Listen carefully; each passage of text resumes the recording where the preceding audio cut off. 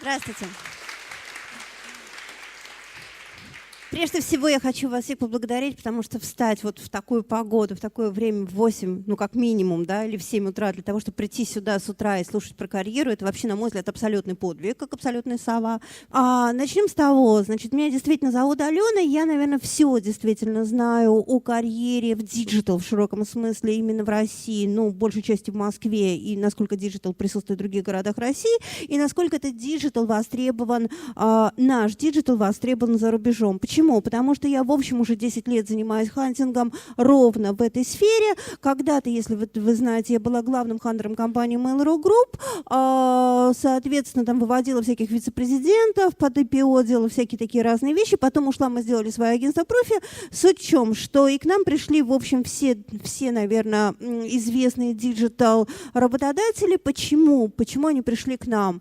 Потому что мы пошли, я очень неправильно в этом смысле хантер, все говорят, вот все хантеры про деньги, а Владимирская ровно наоборот. Да, действительно, у меня значительно меньше там, доход, квартиры и прочих вещей, чем у среднего обычного экзекутив-хантинга. Почему у хантера? Потому что мне интересны вы. Мне интересно не перепродавать топов. Я это делаю, да, как любой нормальный человек, там, собственно, как любой нормальный хантер, перепродавать топов между компаниями. Мне интересно выискивать среди молодых таланты и делать из этих талантов, делать некий апгрейд.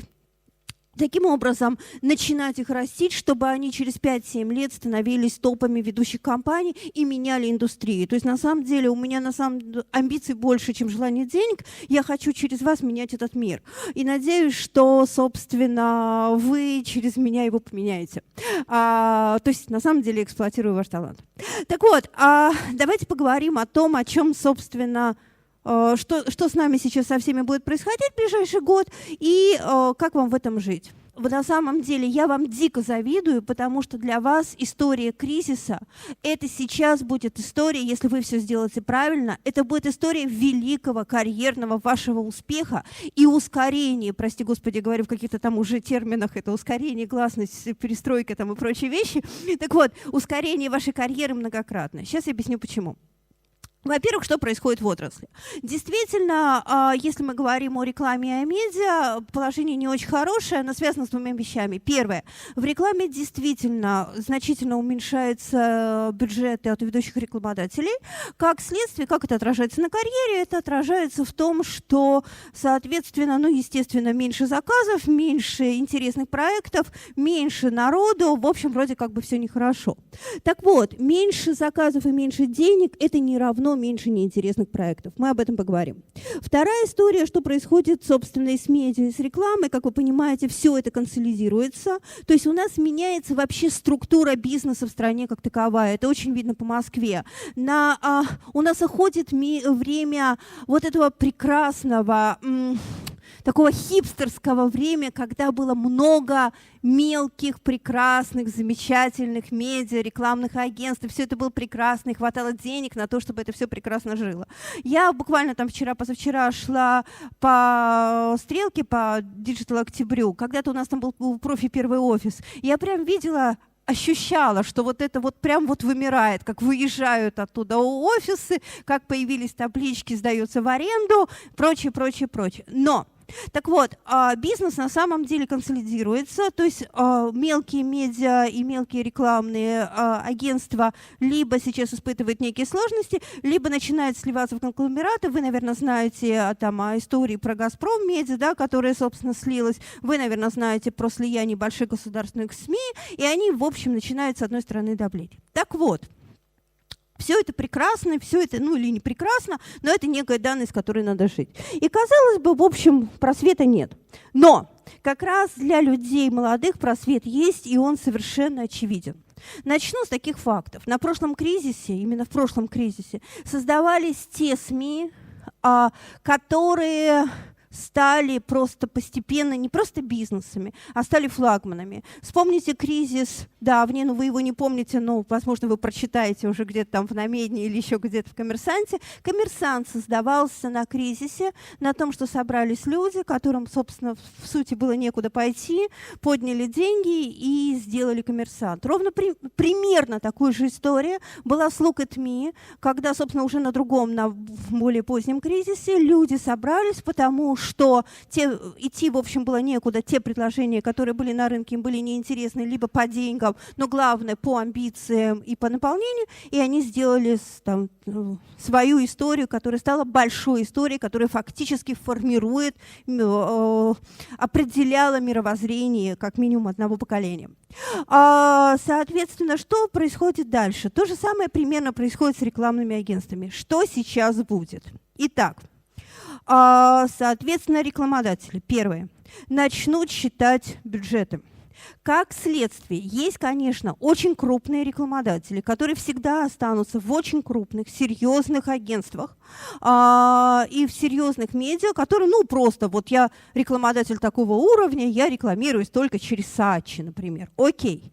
Но, соответственно, большое количество рекламодателей, начинающих считать бюджеты, будет уходить из истории «я рекламируюсь в этом агентстве, потому что оно престижно», в историю «я рекламируюсь там, где, соответственно, мне комфортно». Под комфортным будет восприниматься не просто демпинг по цене, а будут восприниматься новые эффективные решения, которые старшее поколение дать не может. В результате страшно востребованными, это пример прошлого кризиса, который просто очевиден, будут молодые, креативные люди, которые приходят, но не совсем с нуля, а с опытом работы, где-то там от 1 до 3 лет, но которые приходят, соответственно, с понятными, хорошими, новыми идеями, приходят в историю, как спасти это агентство или конкретного этого рекламодателя, открыв для него либо новые ниши, либо, соответственно, проапгрейдив существующие ниши, то есть предложить новые эффективные решения. И что было раньше? Раньше, что называется, в жирные времена, таких людей, в общем, в сути не замечали. Говорили, ты еще маленький, что-то с какой фигней пришел, вот у нас есть проверенные каналы, вот тут у нас Маша делает, вот мы Канны выиграли, вот таким образом мы пойдем. Это устраивало всех. В условиях кризиса, в условиях стагнации, в условиях того, когда на первое место вылезает не престиж, а именно эффективность, такие люди становятся очень востребованы. Давайте опишем портрет человека, который, собственно, будет очень востребован. Это молодой человек с хорошим образованием, с опытом работы от 1 до 3 лет, с очень креативным мышлением, но при этом, вот обратите внимание, человек, чего довольно часто не хватает в творческой среде, очень структурный и во время кризиса говорящий в терминах денег и эффективности. То есть могущий сказать не просто «я художник, я так вижу, поэтому давайте сделаем такую рекламную кампанию», например, соответственно, в результате эта рекламная кампания даст нам такой-то, такой-то, такой-то эффект, выраженный в цифрах. Вот это чрезвычайно важно. Научитесь переводить, запомните это правило, чтобы быть востребованным в кризис, научитесь переводить ваш креатив на язык бизнеса. Научитесь говорить с ним на его языке. Вторая история, собственно, которая будет существовать в кризис, она возникнет где-то через полгода после активной фазы начала кризиса. Это, как ни странно, возникновение вообще новых медиа и новых каналов.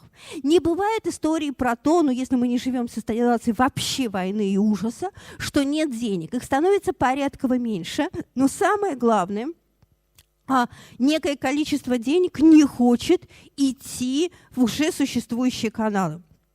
Потому что в любой кризис, любое общество начинает говорить, нам нужно новое.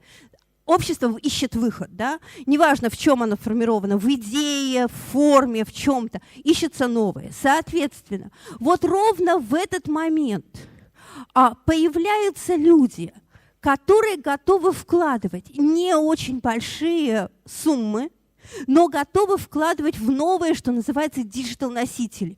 Это может быть идея очень оригинального рекламного агентства. Это может быть идея нового медиа.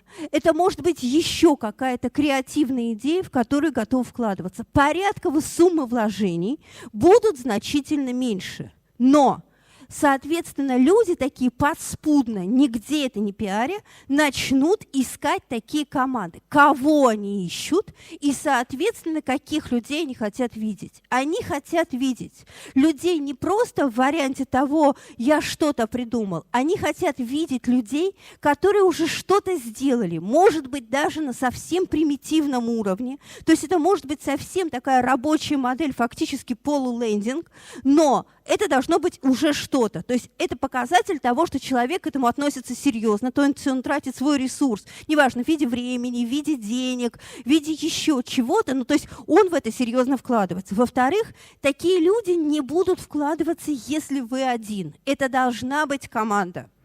Команда не обязательно должна быть большой, но никогда не вкладывается в одного человека. 2-3 – это вполне достаточно.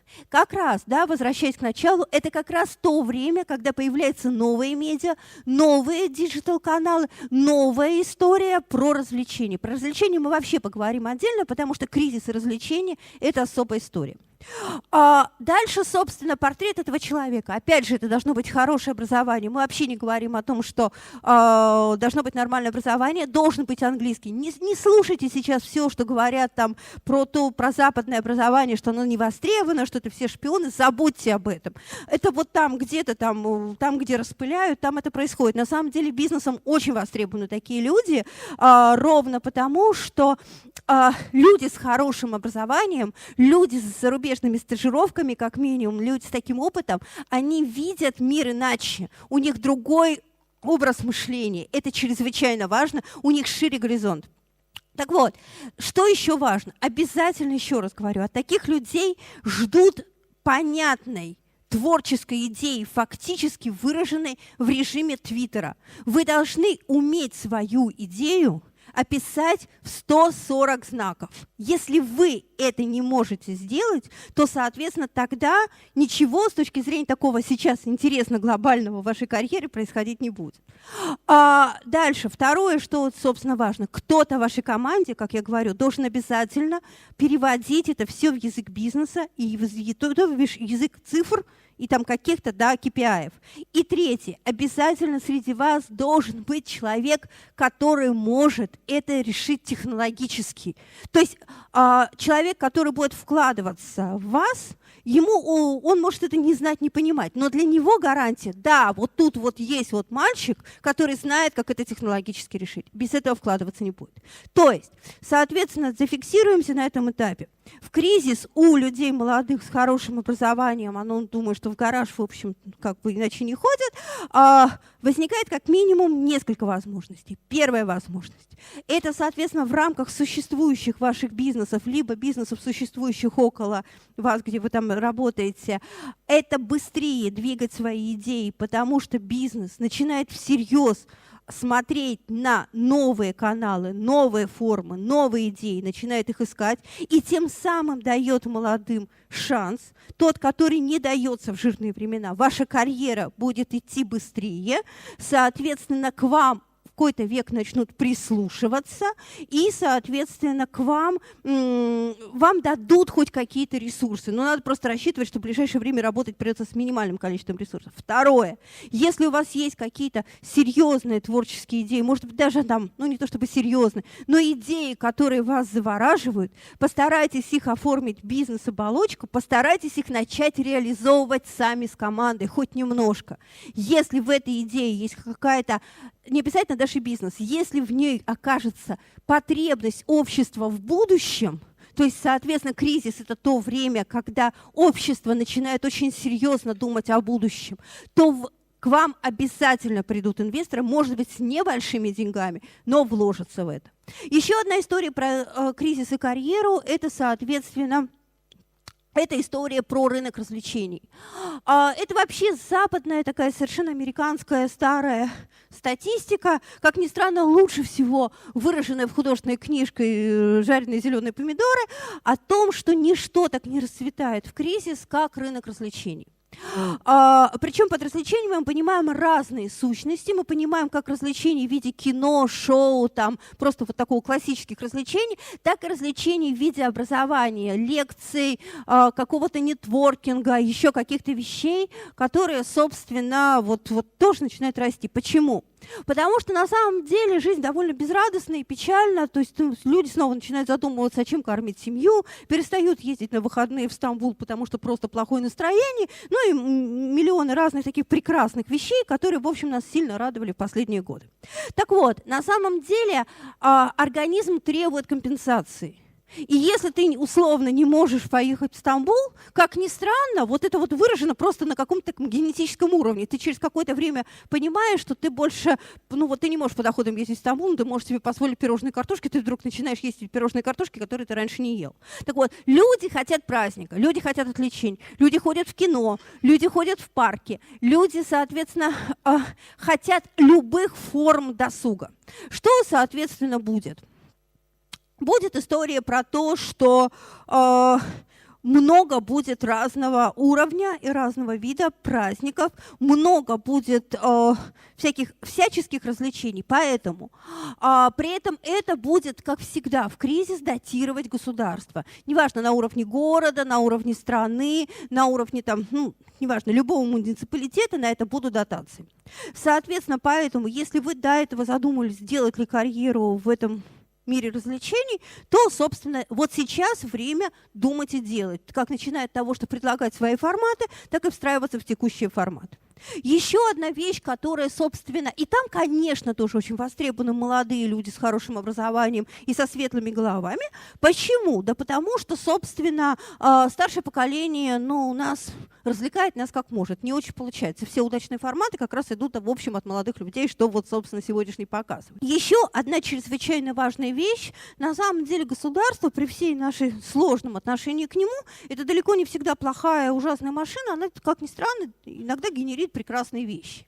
Например, собственно, в ближайшее время она будет генерить большие вложения в урбанистику, она будет генерить большие движения в такое научное образование в виде библиотек. И, соответственно, это тоже ниши. И вообще история про культуру, в частности, про культуру в Москве, это история про то, вот сейчас мы мерили, там в общей сложности где-то до 40% вакансий. То есть это вообще ниша, это библиотеки, дома культуры, парки, парки в меньшей степени, музеи. Это та ниша, где всегда есть свободные места. Да, там небольшие зарплаты. Да, там, соответственно, не всегда просто, потому что, особенно если это при государственном музее или при государственном учреждении, там довольно жестко сталкиваются интересы пользователя конечного и государства. И между ними лавировать, это, в общем, требует довольно большого мужества и неких навыков. Но это сама по себе чрезвычайно интересная работа. И второе, соответственно, есть еще один момент. Там вы нарабатываете очень большой социальный капитал, который вы, собственно, что называется нашим языком, потом можете себе обкэшить в виде, уходя в свой бизнес. То есть что такое социальный капитал, я думаю, знаете, это уровень знакомств, уровень связей, фактически нетворкинг, толстая записная книжка. Поэтому это тоже та ниша, где сейчас очень ищут людей, условно, 25, 22-35, с хорошим образованием, с хорошим английским, с хорошими идеями. Опять же, говоря об этих людях, подчеркну, что важно. Дело в том, что когда мы приводим таких людей вот ко всем этим типам работодателей, нам обычно говорят следующее. Слушай, он прекрасный, креативный, такое и прочее, но он абсолютно не структурный, не думает о деньгах, он дико неисполнительный и прочее. Так вот эту моду последних лет, я художник, я так вижу, поэтому я не хожу на работу к 10 утра, но фиг-то бы с ним. Я не делаю вовремя собственно, ТЗ, потому что у меня сегодня не такое настроение, еще какие-то вот такие вещи. Мне вообще это не интересно, я эту часть делать не буду, касаемо бюджетирования. Что такое бюджет? Это вообще, это не ко мне, это к финдиректору. Вот ее, дорогие мои, надо забыть. Кризис предполагает, что ее забыли, потому что, опять опять же, у компании нет лишних денег. Компания начинает очень внимательно считать, почему для вас это очень хорошо. Если вы наработаете, это очень противно первый год.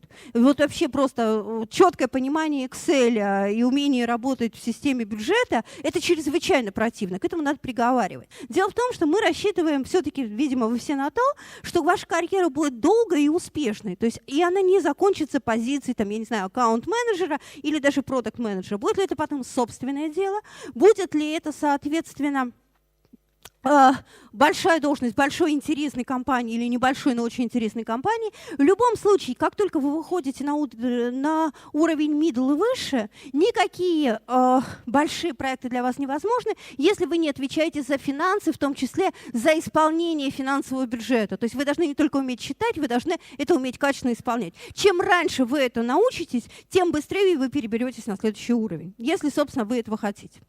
Еще одна история. Наверняка среди вас есть довольно много людей, которые пытались сделать собственный бизнес или пытаются, и это вот совершенно там замученное ужасное слово стартапы. На самом деле, ну давайте о нем просто забудем, давайте перейдем в нормальный термин, там, я делаю свой бизнес, и он там растет и генерит какие-то там, ну или должен генерить какие-то деньги. Так вот, с одной стороны, сначала плохая история, опять же, возвращаясь к нынешней ситуации. Конечно, у нас прекратилось инвестирование практически полностью наших стартапов и с венчурными фондами Америки и Европы. Это чрезвычайно плохо. Почему? Потому что, собственно, все проекты становятся локальными, замкнутыми в пределах страны, и, в общем, это не очень интересно с точки зрения там каких-то бизнесов. Да, у нас по-прежнему работают венчурные фонды, да, их стало меньше, ровно потому, что в большинстве венчурных фондов ЛПшники, то есть там люди, которые дают деньги, компании, которые дают деньги в сам венчурный фонд, они тоже были американские и европейские, и, казалось бы, все плохо. А нет. Вот кризис — это всегда положительная история. На смену им пришли китайцы. Количество китайских денег в нашей стране увеличивается сейчас просто вот с каждым месяцем. А под Китаем, ну я скорее скажу даже Азия. Это не только Китай. Соответственно, вот совершенно я вдруг внезапно обнаружила там позавчера в своей жизни малазийских бизнесменов. Я вообще, честно говоря, даже вот, ну, скептически относилась к истории про малазийский бизнес, которые готовы вложить, ну там немного, ну мы вот поищем 5-7 технологических стартапов, ну готовы в общей сложности мы вложить 20-25 миллионов долларов. Окей, да, нормально. То есть на самом деле мир, он, что называется, нелинейен. Если где-то закрывается, то где-то открывается. Поэтому, если вы там собираетесь делать свой бизнес, то тоже не все так печально, как это казалось там еще там 2 месяца назад. Есть китайские деньги, есть индийские деньги, ну то есть азиатские деньги, они есть. Если, конечно, это глобальная история. Да, там сложнее, да, с ними сложно. Да, конечно, в этом случае вам для своего бизнеса придется брать человека как минимум на консалт того, который вам поможет не просто там общаться на мандарине, да, с этими людьми, но, соответственно, расскажет о другой психологии, о других взаимоотношениях. Но история про то, что глобальные бизнесы сейчас строятся, да, строятся. Весь вопрос только в вас. А, соответственно, они примерно хотят видеть точно такого же. Они хотят видеть молодых людей, технологических, при этом креативных, с хорошим исполнительским при этом скиллами, с хорошим пониманием бюджета просто как бизнес. Это тоже, собственно, существует. Теперь от оптимистичной части перейдем к несколько пессимистичной части.